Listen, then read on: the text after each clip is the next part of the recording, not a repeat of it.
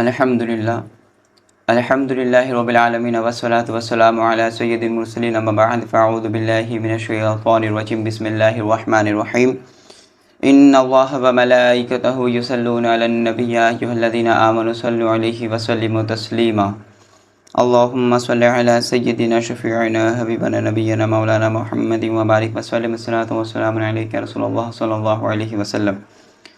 جیسا کہ اس سے پہلے درس میں آپ لوگوں کو بتایا گیا، فرض عین، ارکان نماز اور دن میں کتنے نمازیں ہیں اور ان نمازوں میں کتنے رکعتیں ہیں، اور جمعہ کے دن پیش آنے والے چند مسائل جو آپ کو اس سے پہلے والے درس میں بتا دیے گئے۔ انشاءاللہ آج کا ہمارا درس کا جو موضوع ہے وہ ہے شرائط نماز۔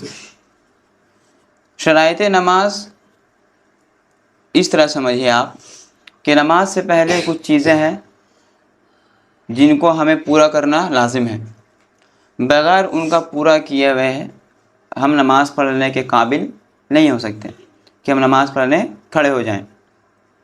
عام لفظوں میں آپ لوگ اس طرح سمجھیے کہ آپ لوگ اسکول جاتے ہیں تو اسکول جانے سے پہلے آپ لوگوں کے اوپر کچھ شرط ہیں۔ وہ شرطیں کیا ہیں؟ اسکول میں داخل ہونے سے پہلے کچھ شرطیں ہوتی ہیں۔ وہ شرط اس طرح ہے کہ آپ کا یونیفارم ہونا چاہیے، آپ کا جوتا ہونا چاہیے، اگر اسکول میں آئیڈینٹی کارڈ آپ لوگوں کا چیک ہوتا ہے تو وہ بھی آپ کے پاس ہونا چاہیے، بیگ ہونا چاہیے، بیگ میں کتابیں ہونی چاہیے، اور وغیرہ وغیرہ جو چیزیں ہیں۔ یہ کیا ہے؟ شرائط ہے۔ کس کی شرائط ہے؟ اسکول میں داخل ہونے سے پہلے کی شرائط ہیں۔ اگر ان میں سے کوئی ایک بھی نہ ہو یا چھوٹ جائے تو آپ کو اسکول میں داخل ہونے نہیں دیا جاتا ہے، آپ کو واپس بھیج دیا جاتا ہے نا۔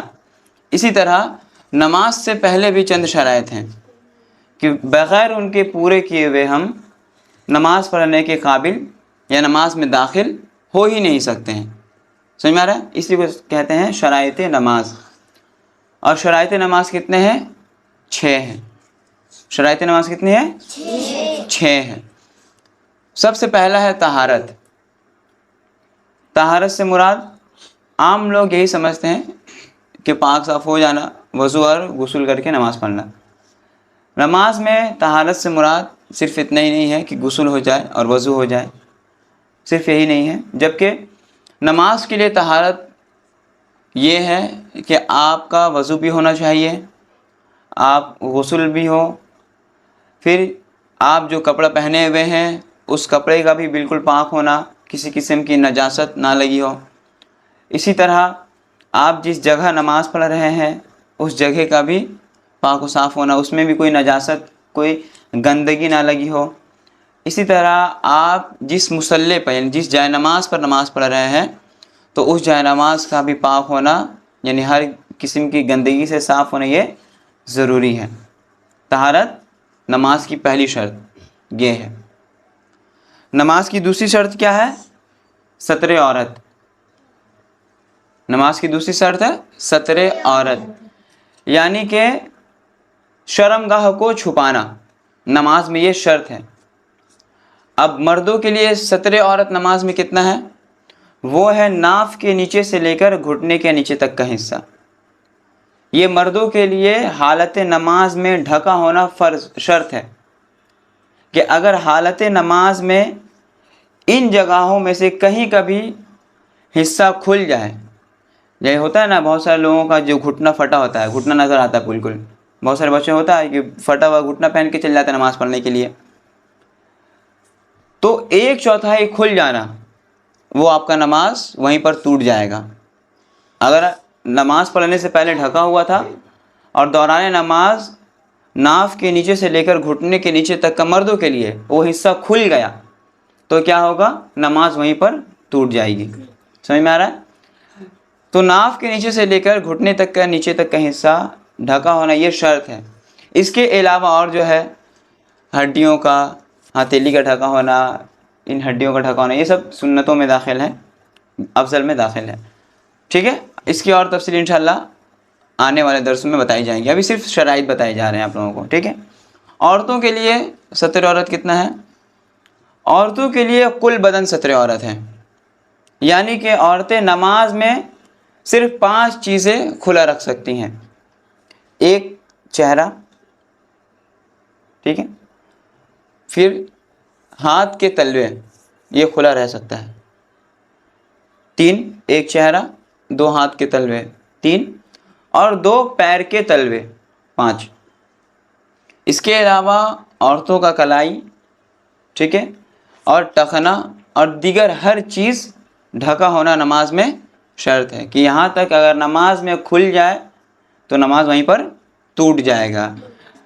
اور ایک درجہ آگے اور ایک اوپر، کہ اگر کوئی عورت نماز پڑھتے وقت دوپٹہ کی ہے، اور دوپٹہ اتنا باریک ہے، اتنا پتلا ہے کہ دوپٹے کے اوپر سے اس کی بال کی سیاہی یعنی بال کا کالا پن نظر آ رہا ہے، تو بھی اس کا نماز نہیں ہوگا. سمجھ میں آ رہا ہے؟ دوپٹہ اتنا پتلا ہے کہ دوپٹہ اوڑھنے کے بعد جو عورت نماز پڑھ رہی ہے اس کا بال کا کالا پن، بال کی سیاہی نظر آ رہی ہے لوگوں کو یا باہر سامنے، تو بھی اس کی نماز نہیں ہوگی. بالکل موٹا کپڑا سے اچھے سے ڈھکا ہونا ضروری ہے. نماز کی تیسری شرط ہے وقت. وقت سے مراد یہ ہے کہ جس وقت کی نماز ہے اسے اس کے مقررہ وقت میں ادا کرنا ہی شرط ہے. عام لفظوں میں اگر کہہ لیں آپ تو اگر ظہر کی نماز ہے تو ظہر کی نماز ادا کرنے کے لیے ہمیں ظہر کے وقت میں ہی پڑھنا ہوگا. اگر ہم عصر کے وقت پڑھیں گے تو نماز قضا ہو جائے گا، اور فجر کے وقت میں پڑھیں گے تو وہ ہوگا ہی نہیں، کیونکہ وقت شروع ہی نہیں ہوا ظہر کا، تو کیسے ہوگا؟ وہ نفل میں کاؤنٹ ہو جائے گا مگر فرض ادا نہیں ہوگا. سمجھ میں آ رہا ہے؟ وقت ایک دم آسان ہے. ہر ایک چیز کا تفصیل انشاءاللہ آنے والا ہے. طہارت کا بھی تفصیل آئے گا، ستر عورت کا بھی تفصیل آئے گا، وقت کا بھی انشاءاللہ تفصیل، ہر ایک چیز کا تفصیل آنے والے درسوں میں آپ لوگوں کو بتائی جائے گا. ابھی بس مختصر آپ کو شرائط نماز 6 سمجھایا جا رہا ہے تھوڑا تھوڑا کر کے. نماز کی چوتھی شرط ہے استقبال قبلہ. استقبال قبلہ یعنی کعبہ شریف کی طرف منہ کر کے نماز پڑھنا. سمجھ میں آ رہا ہے؟ جب نماز پڑھنے ہم کھڑا ہوں گے تو ہمارا رخ کہاں ہوگا؟ کعبہ شریف کی طرف ہوگا. اچھا، بہت سارے لوگ ابھی کیا بولتے ہیں کہ بھائی پشچم کی طرف رخ ہوگا. تو جب آپ نیت کریں گے اس کا زبان سے یا دل کے ارادے سے، تو ہم نیت ڈائریکشن کا نہیں کریں گے. کیوں؟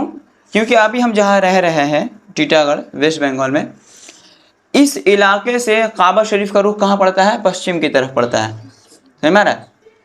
مگر بہت سے علاقے ہیں، بہت سے جگہ ہیں جہاں پر کعبہ شریف کا ڈائریکشن جو ہے وہ مشرق سے پڑتا ہے یا مغرب سے پڑتا ہے، مطلب الگ الگ ڈائریکشن سے، الگ الگ رخ سے پڑتا ہے. ٹھیک ہے؟ تو پشچم کا نیت کرنا ضروری نہیں ہے. نیت کیا ہوگا؟ قبلہ شریف کا، کہ میں رخ میرا کعبہ شریف کی طرف. ٹھیک ہے؟ اور کچھ نہیں. اب اس کے علاوہ آگے نماز کی 5ویں شرط. نماز کی 5ویں شرط کیا ہے؟ وہ ہے نیت. نیت کہنے سے کیا مراد ہے؟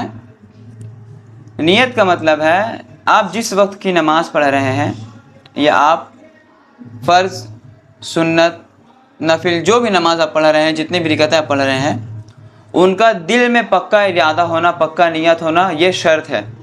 اور زبان سے کہہ لینا یہ افضل اور بہتر ہے. ٹھیک ہے؟ اچھا، اس کو اور ایک اچھے سے سمجھتے ہیں اس طرح سے کہ مان لیجئے دل میں پکا ارادہ کسے کہتے ہیں؟ کب سمجھا جائے گا کہ میرا نماز پڑھنے کا پکا ارادہ کیا؟ اب ہمیں زبان سے نیت کرنے کی ضرورت نہیں ہے. مان لیجئے ظہر کا اذان ہوا اور ہم نماز پڑھنے کے ارادے سے گھر سے باہر نکلے. ٹھیک ہے؟ اب کوئی بندہ یا کوئی شخص ہم سے راستے میں پوچھا کہ بھائی آپ کہاں جا رہے ہیں، تو ہم بغیر سوچے، بغیر ہچکچائے ان سے سیدھے بولے کہ بھائی ہم ظہر کی نماز پڑھنے جا رہے ہیں، تو یہ دل میں پکا ارادہ مانا جائے گا. سمجھ میں آ رہا ہے؟ تب یہ دل میں پکا ارادہ سمجھا جائے گا. اب اگر کوئی بندہ یہ کہے ظہر کی اذان ہو گئی ہے، وہ بندہ باہر نکلا ہے، اور کوئی اس سے پوچھے کہ بھائی کہاں جا رہے ہیں، تو وہ بولے کہ بھائی پہلے جائیں گے کسی دکان میں، کچھ کھائیں گے وغیرہ وغیرہ، کچھ بھی بولا، اور اس کے بعد وقت رہے گا تو نماز پڑھیں گے، تب یہ پکا ارادہ مانا. جیسے ہی بندہ پوچھا، جو ارادہ تھا صاف ظاہر ہو گیا، کہ بھائی ظہر کی نماز پڑھنے جا رہے ہیں یا مغرب کی نماز پڑھنے جا رہے ہیں یا عصر کی نماز پڑھنے جا رہے ہیں، تو دل میں آپ کا پکا ارادہ ٹھہر گیا. اب اگر آپ مسجد جا کے زبان سے نہیں بھی کہیں گے تب بھی آپ کا نماز ہو جائے گا. آپ کا یہ شرط گھر سے ہی ادا ہو گیا، کیونکہ آپ گھر سے نکلے ہی ہیں نیت کر کے کہ ہم نماز پڑھیں گے مسجد میں جا کر، چاہے ظہر یا فجر کا. سمجھ میں آ رہا ہے؟ عورتوں کے لیے بھی یہی مسئلہ ہے. خیر عورتیں تو گھر میں نماز پڑھتی ہیں، مگر معاملہ یہی ہے پکا ارادہ ہونے کا. کہ اگر ارادہ نماز کا نیت ہے، اگر کوئی پوچھے کہ کیا کرنا ہے یا کیا کرنے جا رہی ہو، تو وہ ڈائریکٹ بولے کہ ہم فلاں وقت کا نماز پڑھنے جا رہے ہیں، تو دل میں پکا ارادہ ٹھہرے گا. نماز کی چھٹی اور آخری شرط کیا ہے؟ وہ ہے تکبیر تحریمہ. تکبیر تحریمہ کا معنی کیا ہوتا ہے؟ اس کا عام لفظوں میں معنی ہے کہ حرام کر دینے والی تکبیر. اب کیا چیزیں حرام ہو جاتی ہیں بھائی تکبیر تحریمہ؟ یعنی ہم اللہ اکبر بولنے کے بعد جو ہاتھ باندھتے ہیں ناف کے نیچے، یہی ہے تکبیر تحریمہ. اس کے بعد کچھ چیزیں حرام ہو جاتی ہیں. کسی سے بات کرنا، کچھ کھانا، کسی کے سلام کا جواب دینا، یا کچھ پانی پینا. یعنی تکبیر تحریمہ کے بعد یہ تمام چیزیں حرام ہو جاتی ہیں. کسی سے بات کرنا، کسی کے سلام کا جواب دینا، کچھ کھانا پینا وغیرہ اور بھی چیزیں حرام ہو جاتی ہیں. کیوں؟ کیونکہ اب نماز میں ہم داخل ہو گئے تکبیر تحریمہ کے بعد.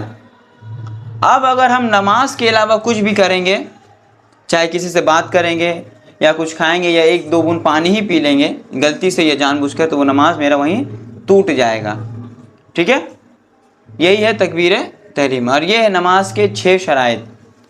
پہلا طہارت، دوسرا ستر عورت، تیسرا وقت، چوتھا استقبال قبلہ، پانچواں نیت، اور چھٹا تکبیر تحریمہ، یعنی جس سے نماز شروع ہوتی ہے اللہ اکبر بولنے کے بعد جو ہم ہاتھ باندھتے ہیں. تکبیر تحریمہ چونکہ لاسٹ شرط ہے، آخری شرط ہے، اور تکبیر تحریمہ سے نماز شروع ہوتا ہے، تو فقہاء اکرام نے تکبیر تحریمہ کو شرط بھی لکھا ہے اور فرض بھی لکھا ہے.